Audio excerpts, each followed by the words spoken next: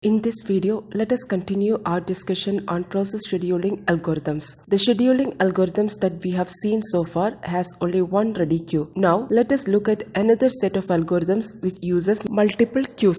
Let us first look at multi-level queue scheduling. This type of algorithm is suitable for situations where the processes can be classified into different groups. Multi-level queue scheduling algorithm partitions the ready queue into several separate queues. For example, we may have two ready queues, one for foreground processes and another for background processes. In a multi-level queue scheduling algorithm, a process is permanently assigned to one queue based on some priority of the processes such as process type, process priority, memory size, etc. Once the process is assigned to a queue, the process do not move from one queue to another. With a multi-level queue scheduling algorithm, each queue has its own scheduling algorithm. Continuing from the previous example, the processes in the foreground queue might be scheduled by round-robin algorithm, while the background queue is scheduled by an FCFS algorithm. In addition to this, scheduling must be done between the queues. That means there should be some policy in deciding the order of selecting the queues. This is commonly implemented as a fixed priority scheduling algorithm. Each of the queue will be having a fixed priority, and based on this priority they will be scheduled. For example,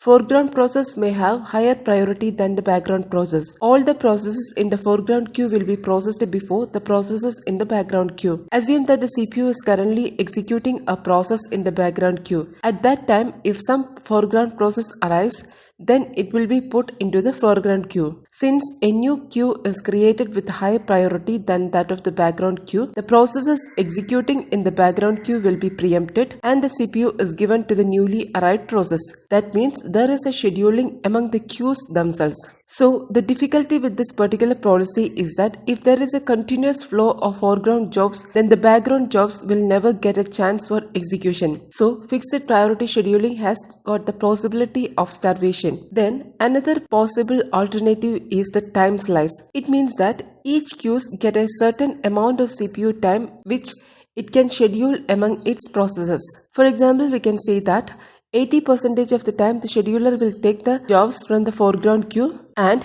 20% of the time it will take from the background queue.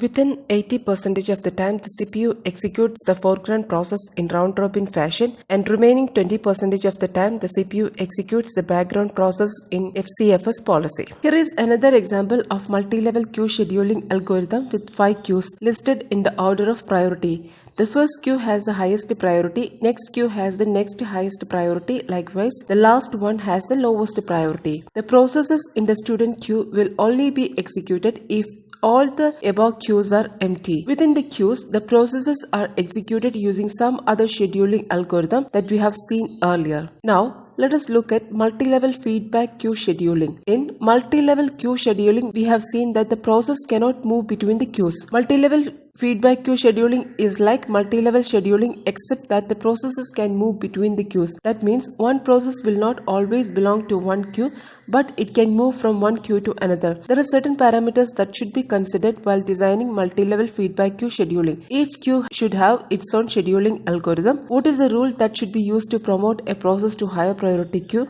Similarly, a rule to demote a process to lower priority queue when a new process arrives, to which queue it should be allocated. Let us see an example of multi-level feedback queue implementation. Assume that we have 3 queues, Q0, Q1 and Q2. Q0 has the highest priority and Q2 has the lowest priority. New process is put in the highest priority queue. Higher priority queue has a shorter time quantum. For example, here Q0 has time quantum 8 and Q1 has time quantum 16.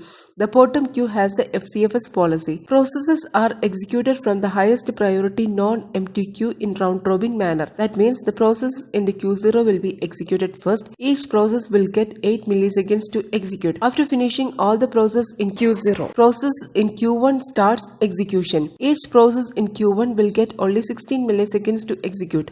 After finishing Q1, process in Q2 starts execution using first come first serve policy. Except the lowest queue, all queues have time quantum. What happens if a process does not finishes within the time quantum?